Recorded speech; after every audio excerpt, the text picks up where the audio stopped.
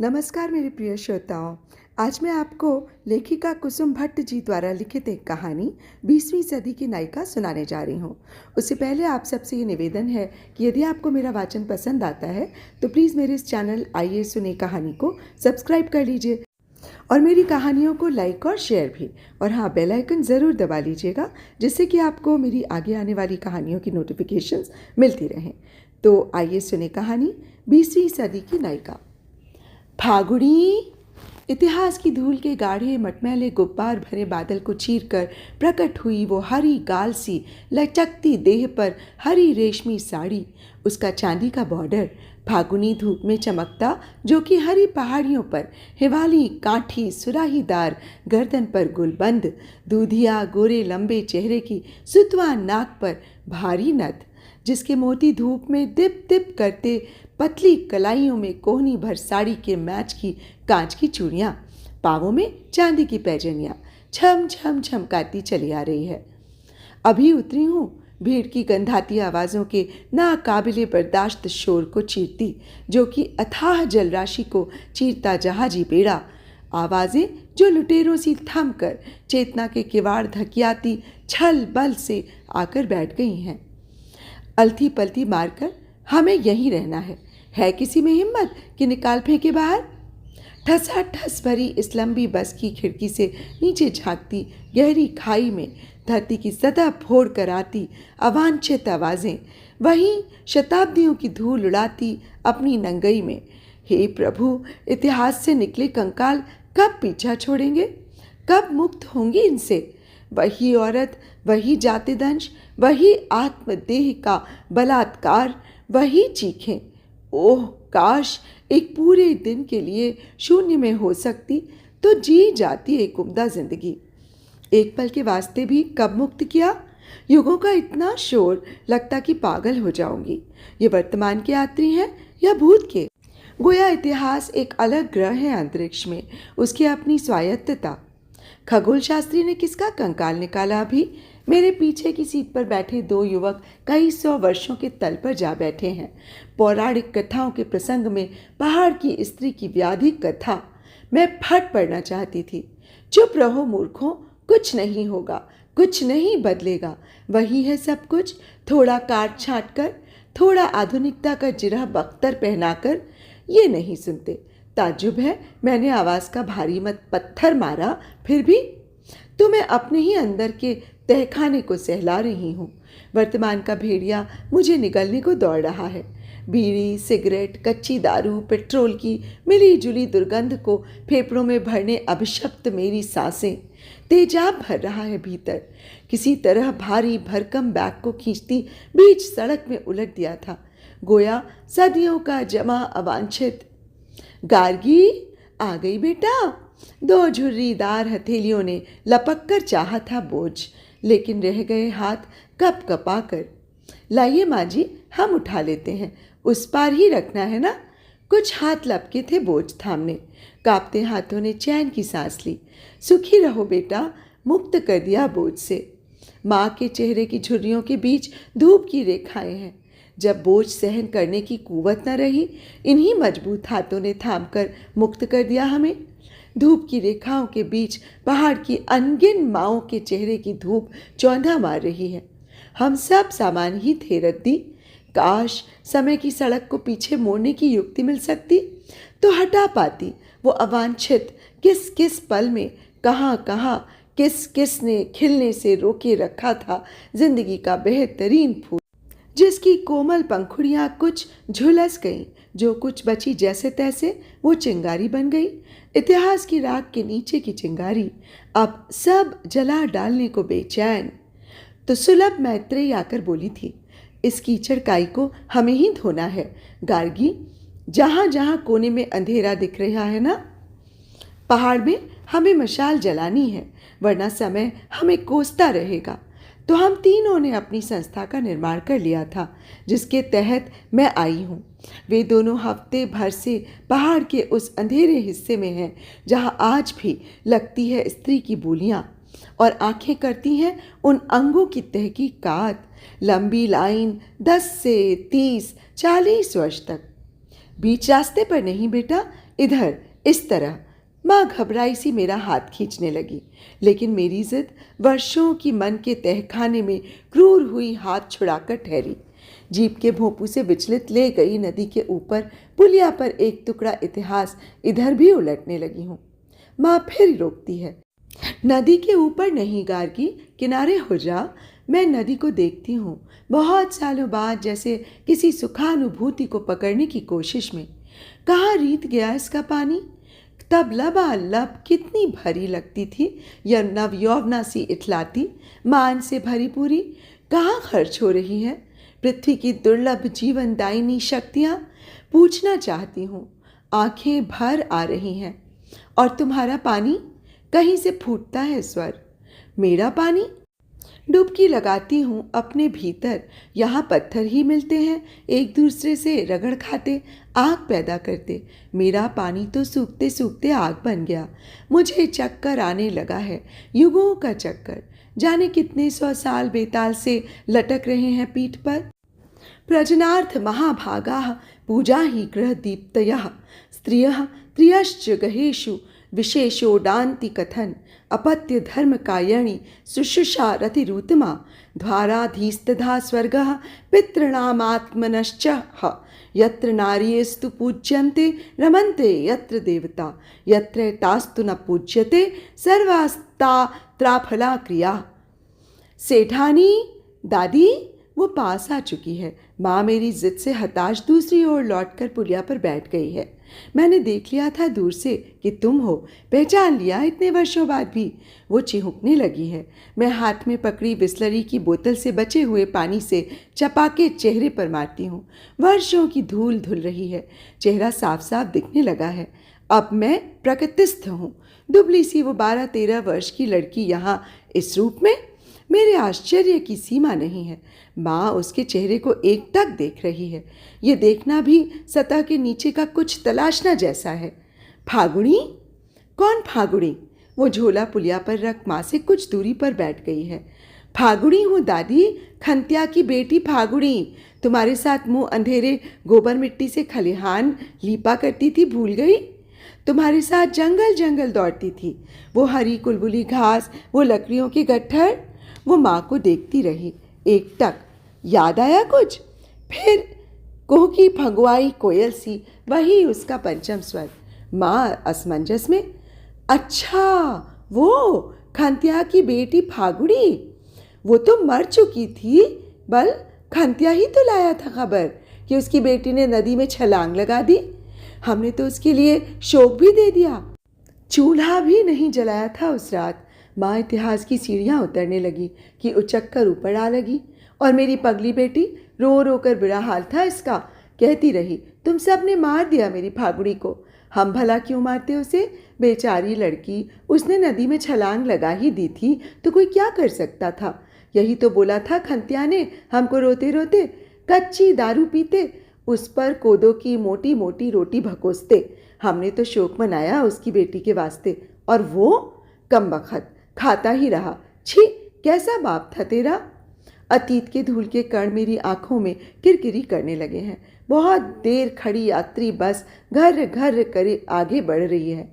थोड़ा आगे फिर धूल का बादल सा छा गया। ऊपर से पहाड़ काटकर सड़क बनाने की प्रक्रिया। स्मृतियों में क्यों नहीं पड़ती धूल? कुछ समय फूल सी हल्की होकर जीवन का एक दिन का सुख बटोर पाती। हे प्रभु, हम कितने पराधीन हैं। ए बंदर, बंदर है पीछे, झोला उठाने की फिराक में। चाय की गुमटी पर बैठा आदमी चिल्लाने लगा, अरे बचा लो अपनी चीज़ें, बड़े दूर थे यहाँ के बंदर। अपनी चीज़ें? आवाज़ तीर सी सनसनाहट लिए आत्मा की नली पर आ लगी हो। बचाना तो चाहती थी। वो पलटकर मुड़ी, झोला कस कर पकड़ लिया। केला चाहिए? झोले से निकालकर फेंका और बंदर ने केला लपक लिया। डरा रहा ऊपर आम के पेड़ की टहनी पर, झोले में जाने और क्या है। वो खों खों करते बंदर पर ढेला फेंकने लगी। चल भाग। लुटेरे समय को भी युक्ति का ढेला फेंक कर बचाई होगी जिंदगी इसने। मैं दूसरे छोर से माँ के पास आ बैठती हूँ। अफसोस कि फागुड़ी मुझे पहचानने में असमर्थ माँ से ही मुखातिब है।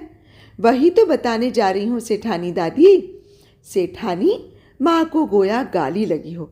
काहे के सेठ सेठानी, रे फागुनी गया वो वक्त जब हुआ करते थे। अब तो खेत खलिहान बंजर हुए, कोठी कुठार चाट गई दीमक, बाग बगीचे जंगली सुअरों की थूथन उजाड़ गई। ऐसी सेठानी किसी को ना बनाए भगवान। टूटी दीवारों के घर में रहती हूँ। माँ का गला भराया। भगवान की इतनी ही कृपा ठहरी कि फाका नहीं किया कभी। चल ही रहा है गुजारा किसी तरह। मैं देख रही हूँ माँ को सच कबूलने में तकलीफ होती है। क्यों नहीं स्वीकार कर लेती कि फागुनी, तुम्हारे ही कारण हमारे खेत सोने की फसलें उगाया करते थे। तुम्हारी माँ, फूफू, पिता, काका हमारे खेतों को कोल्हू के बैल की तरह जोतते रहते थे और होती थी हमारी अच्छी फसलें। तुम्हारे ही कारण हमारे ढलवा खेतों की सगवाड़ी, मेथी, आलू, पालक, राई, प्याज वगैरह से घारी गच्छ रहती थी। अन्नपूर्णा रसोई में क्या रस्याण यानी कि स्वाद सुगंध आती थी कि राह चलने वाला बटोही ठहर कर देखने लगता था। सेठों की तिवारी भाग्य से ईर्ष्या भी होती थी, गांव वालों को भी और बाहर वालों को भी, वरना पहाड़ खोदकर सोने की खदानें तो मिली नहीं आज तक किसी को। माँ उसके गहनों को ताके जा रही है। सोने के हैं सारे, इस उम्मीद में कि कहेगी वो, ना ना सेठानी दादी, सोना कहाँ अपने भाग में, पीतल के हैं सारे। उसकी भारी भरकम नथ का सोना धूप में चमकता नथ पर लगे मोती की दीप्ति उसके गालों को आलोकित करती। कौन कहेगा ये वही फागुनी है? आते जाते यात्री लुभावनी दृष्टि से उसे पूछ रहे हैं, ए कहाँ से आई हो, कौन ग्रह की प्राणी हो? पुरुषों की आंखों में वही लोलुपता, ईर्ष्या, ईर्ष्यालु। इतना सोना, बाप रे, नथी 5-6 तोले की होगी, दुखती नहीं इसकी पतली सी नाक? हो, गो की बोझ इन्हें सहन करना पड़ रहा हो। और गुलूबंद कहाँ गढ़ाया होगा, कौन से सुनार से? कोई पूछता भी है, कौन गांव के हो बटोइयों, कौन गांव जाना है?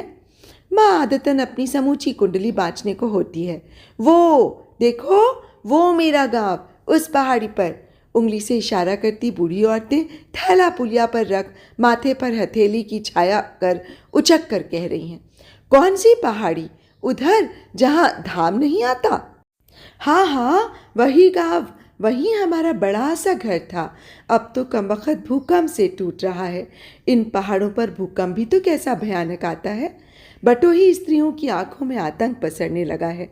उस दिन भी तो भूकंप आया था, इतना बड़ा भूकंप, गो की धरती के अंतस्थल को चीर कर ले गया था। कैसी तबाही मची थी।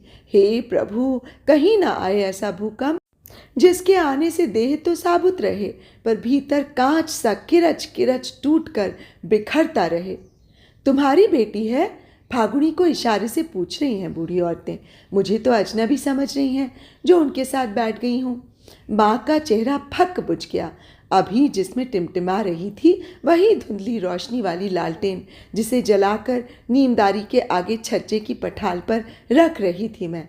मेरी बेटी, मेरी बेटी दिखती है तुमको? माँ की आवाज़ में पत्थर बजने लगे हैं।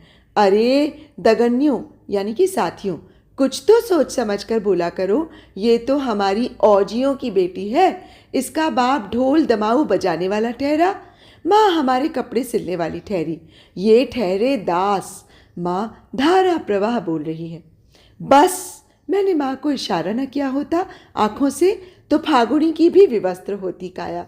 मेरी बेटी ये है, देश में रहती है, इसके जैसी औरतों के वास्ते काम करती है मेरी बेटी। तुम्हारे जैसी बूढ़ी औरतों के लिए काम करती है मेरी बेटी, समझ गई ना? इस दरकते पहाड़ के वास्ते काम करती है बेटी। क्या कहते हैं उसे?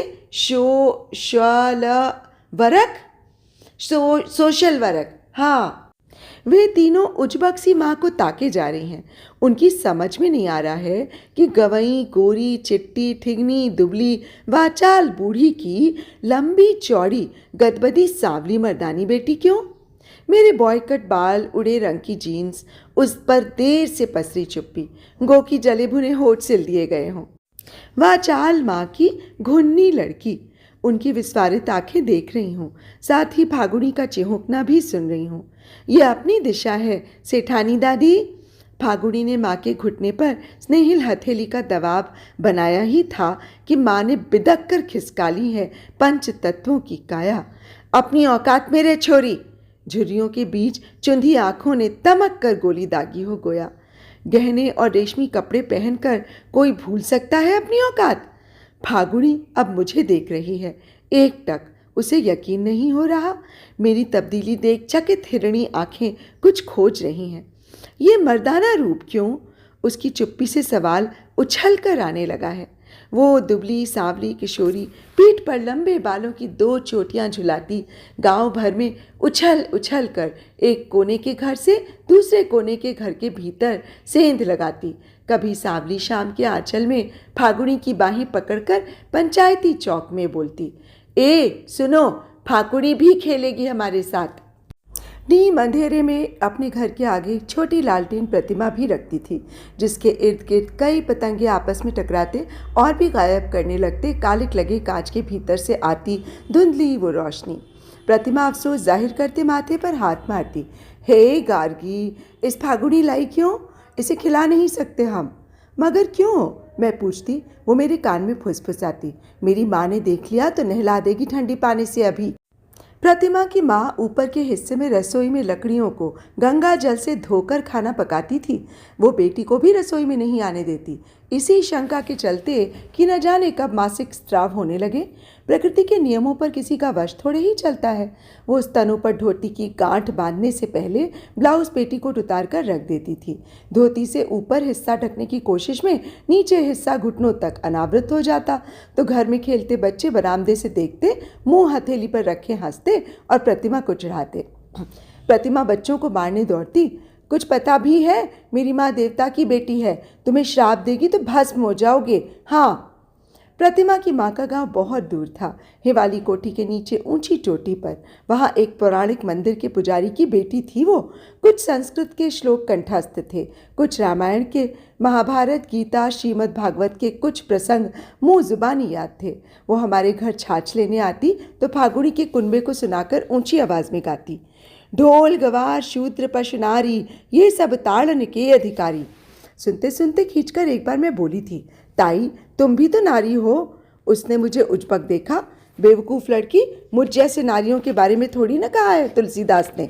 2 कदम आगे बढ़कर छज्जे की पठाल से चिहुक कर कहती, इस हे भूली, शांति तुम्हारे घर में खड़ा रहना भी मुश्किल ठहरा। धोती के पल्लू से नाक बनकर अदा से कहती, डूमियाड़ फैला दी तुमने, छी छी, डूम गाँव बन गया अपना गाँव।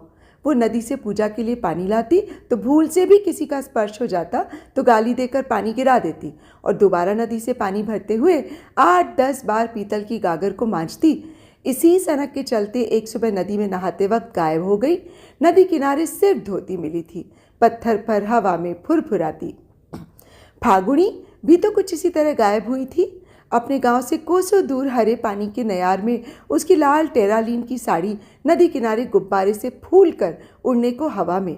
मेरी स्मृति माँ की स्मृति की टहनी हिलोड़ने को बढ़ रही थी। माँ, किसी ने कहा था ना कि भंवर में डूब गई फागुनी। किसी ने कहा दलदल भी होता है, नदी में धंस गई होगी छोकरी। किसी ने कहा था अटकी होगी नीचे पत्थर पर गिद्धों का निवाला बनने। ताज्जुब है, ये दोनों नहीं सुनती हैं मेरी आवाज़ें। जाने क्या गुफ्तगू कर रही हैं दोनों। उसकी याचना भरी आंखें खुली रहीं वर्षों तक मेरी आत्मा की तली पर, गोया खंजर की पैनी धारदार नोक। इस कदर छिलती रही वर्षों वर्ष कि अपने एकांत से भी डरने लगी थी मैं। कितने खौफनाक सपने रात में, कितने खौफनाक ख्वाब दिन के उजाले में। अस्फुट मेरे होंठ बुदबुदाते, तेरा मांस कितने में बेचा तेरे बाप ने फगुड़ी। मेरी बकरी भी बिकी 700 में। फगुड़ी ही होती मेरी चेतना पर छाई। उन दिनों नींद में सपनों में आती, दिन के उजाले में ख्वाबों ख्यालों के रास्ते आती। माँ ने सोचा था फागुनी का प्रेत चिपक गया लकड़ी पर और शुरू होता झाड़ फूंक का दौर, गालियों की बौछारें खंतिया की 7 पुश्तों को। उस कुसुमय को जब शरणागत हुए थे अपने ओबरे में वे निरीह प्राणी जो अब सुनने में असमर्थ हैं। इस घटना के बाद लापता हुए फिर कोई खबर नहीं मिली। मैं जीवन से लबरेज फागुनी की हिरनी सी आंखों में सवाल दागना चाहती हूँ, लेकिन ये लजीली सी मुस्कान फेंक कर मुझसे तटस्थ, कमबख्त एक बार भी मेरा नाम कहाँ आया इसकी जुबां पर। जैसे कि उस रात मी इधर ही सो जाती, ठाकुरों एक टाट का टुकड़ा बस।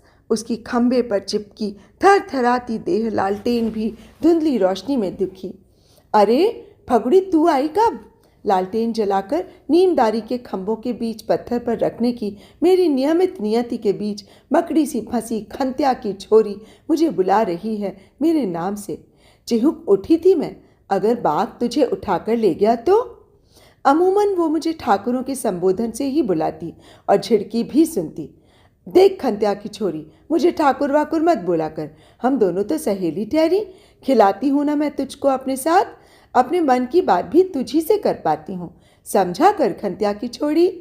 लाड़ से उस गाल पर चपत भी लगाई थी शाम के धुंधलके में। देखा था खंत्या के साथ 3 अधेड़ मर्दों को। खंत्या ने बोला भी था, पाहुने हैं, सुबह सवेरे चले जाएंगे ठाकुरों, थोड़ा कोदो का आटा और मिल जाता तो। बेवकूफ़ बनाया था अपने ठाकुरों को धूर्त खंत्या ने उस रात। मुर्गे का रसा भात और कच्ची दास का पौआ पीकर जश्न मनाया था। 2 अधेड़ मर्द और बूढ़ा चालाक किस्म की फुसफुसाहट के साथ घुसे थे। शायद फगुड़ी ने देख लिया था उनके भीतर छुपा हुआ बाघ। तभी तो जंगली बाघ से भी डरी नहीं छोरी कमबख्त दृढ़ निश्चय के साथ बोली थी कि बाघ खाता तो खाने दे, पर मैं इधर ही सोती। बाहर अमावस का घुप अंधेरा था। उसे चीरते हुए इक्का दुक्का जुगनू लड़खड़ा कर गिर पड़े थे हमारे बीच मिट्टी के फर्श पर। मैं हथेली में उठाकर सहनाने लगी थी। फूंक से वो उड़कर लकड़ी के कुठार पर बैठा तो तुरंत मुझे युक्ति सूझी। इसके भीतर खाली जगह है। रद्दी कुठार नीमदारी के एक कोने पर पड़ा उपेक्षित। मैंने लपक कर ढक्कन खोला और अपनी होशियारी पर थपथपाई थी खुद की पीठ। लंबा चौड़ा कुठार, इसके भीतर बाघों से सुरक्षित रहेगी फगुड़ी। अगर तुझे पेशाब लग गई तो? मेरी चिंता का विषय इतना ही था। घर वाले भूख को तृप्त करने में लगे थे। चूल्हे के इर्द गिर्द कड़कड़ाती ठंड में गर्मा गर्म रोटियां। गनीमत थी कि रसोड़ा दूर था, वरना फगुड़ी को नीमदारी में देख भूचाल आ गया होता। इतना क्या कम है कि गोबर मिट्टी लिपी कोठरी दे दी है इन्हें?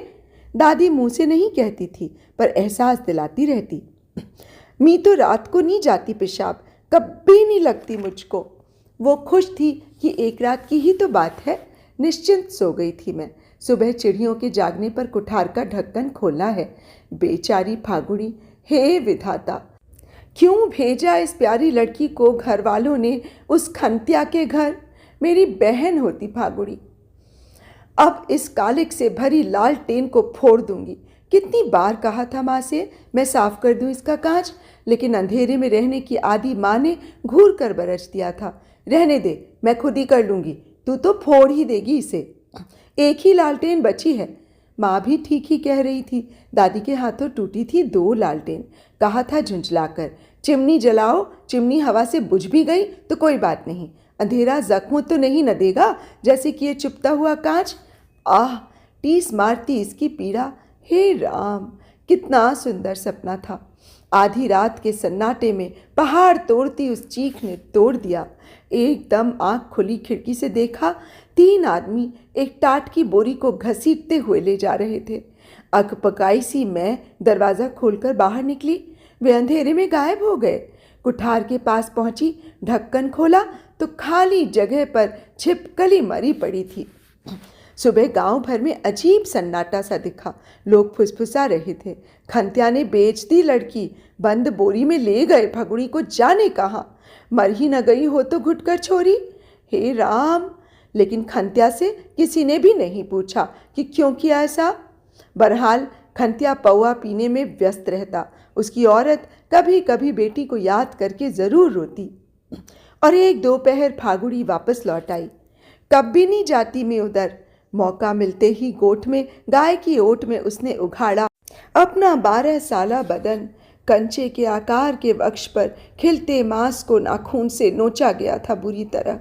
घावों पर खून की बूंदें सूख कर चिपकी थीं और किसी में मवाद पड़ने लगा था। पेट, कमर, पीठ पर अनगिनत खरोचे। उफ, कौन था जालिम?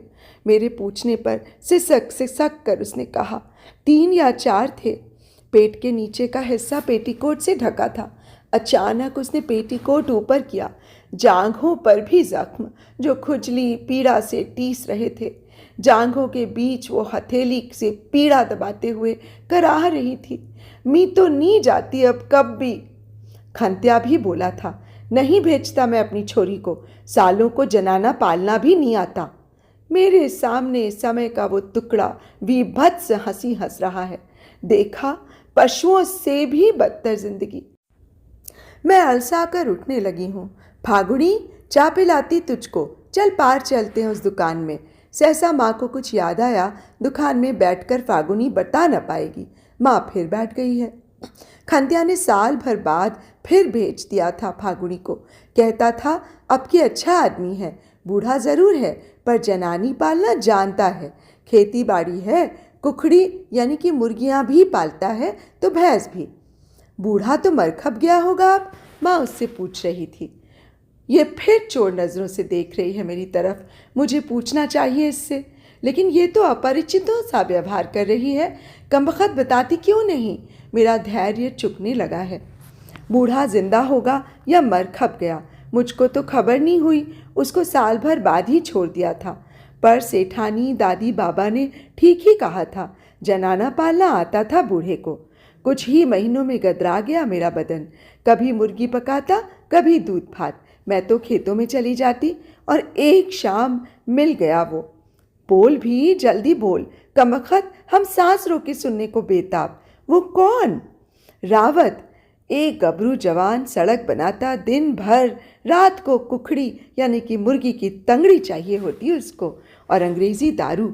गोरा लाल मुंह वाला मध्यम काठी का गोरखा रावत, दूसरी पहाड़ी की गोद में उसकी भी खेती बाड़ी होती। एक शाम मुझ पर आंख पड़ गई तो हैरान, घाट पर जाने वाले बूढ़े की जनाना हो तुम, सुखी हो? मेरी आंखें भर आईं। तब मैं नहीं जानती थी रावत के पास सचमुच खजाना ही है। मालो माल कर दिया उसने, जो सुख मेरी सोच में भी नहीं था उसने दिया मुझको। बस एक बात का गम हुआ कि बूढ़े से झूठ बोलकर भाग आई इसके साथ। तो बूढ़े का तो मरना ही हुआ ना दादी। उसको तो यही लगा होगा कि नदी में डूब गई उसकी जनानी। वो उठने लगी है। तुमको भी दिखाती है अपना घर, बिल्कुल तुम्हारे जैसा खेती विरसा, गाय भैंस बकरियां मुर्गियां, बस एक ही कमी है दादी। उसकी आवाज़ भीगने लगी। बच्चा नहीं हुआ अपना। फागुड़ी, अचानक ब्रेक लग गया। मेरा धैर्य चुकने लगा है। उत्तेजना में मैं उसका हाथ पकड़ती हूँ। मुझे पहचान रही है? मैं गार्गी, तेरी बचपन की सहेली। वो देख रही है मुझे ऊपर से नीचे। उसके होंठ चुप हैं, आंखें कह रही हैं, पहचान रही हूँ, पर मर्दाना भेष क्यों? ठाकुरों, अपनी शक्ति पर विश्वास नहीं था क्या? मैं निरुत्तर उसे टुकुर टुकुर देख रही हूँ और एक मार्मिक स्वर मेरे कानों में घुलता जा रहा है। एक टाट का टुकड़ा, बस यहाँ सो जाती मैं इस अंधेरे में। तो दोस्तों, आप अभी सुन रहे थे कुसुम दत्त जी द्वारा लिखित एक बहुत ही मार्मिक कहानी 20वीं सदी की नायिका।